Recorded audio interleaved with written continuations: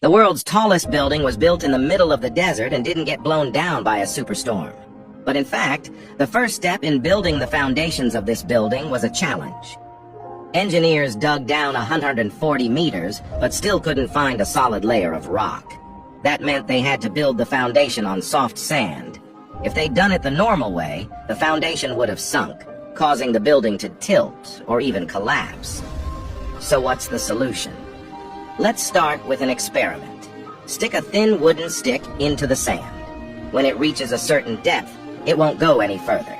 This is because the sand gives the stick a friction force that prevents it from going down. According to this principle, if you add a lot of sticks like this under the foundation, then when you insert it into the ground, as long as the stick doesn't go down, the foundation will be dragged down, right?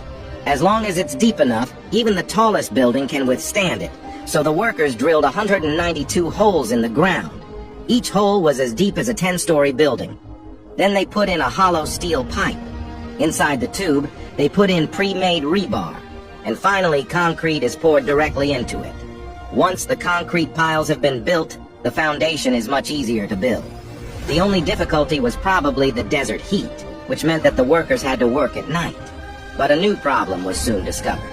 The building is situated close to the sea. Salt-laden seawater seeps underneath the foundations. It would have corroded the steel reinforcement in the concrete piles.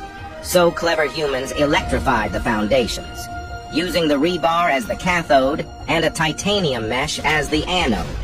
When the two are electrified, the rebar is less likely to oxidize. At this point, the entire foundation is finally in place. The design of the building is in the shape of a flower.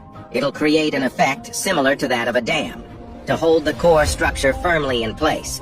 For practical reasons, the buttresses are made in the form of steps. Each step is a large terrace where people can enjoy the beautiful view from above. At the same time, there are green partition walls on both sides of these handrails, as shown in the picture.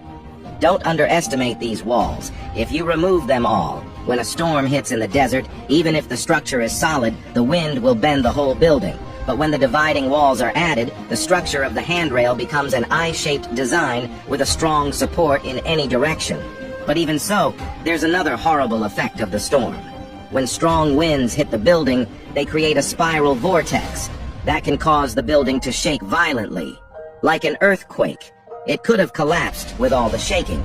So the engineers changed the symmetrical balcony to an asymmetrical design. The overall pattern is in the shape of a spiral. This can effectively resist the formation of eddy currents. Because of these design breakthroughs, the world's tallest building, the Burj Dubai, with a total height of 828 meters, was built in the harsh desert environment.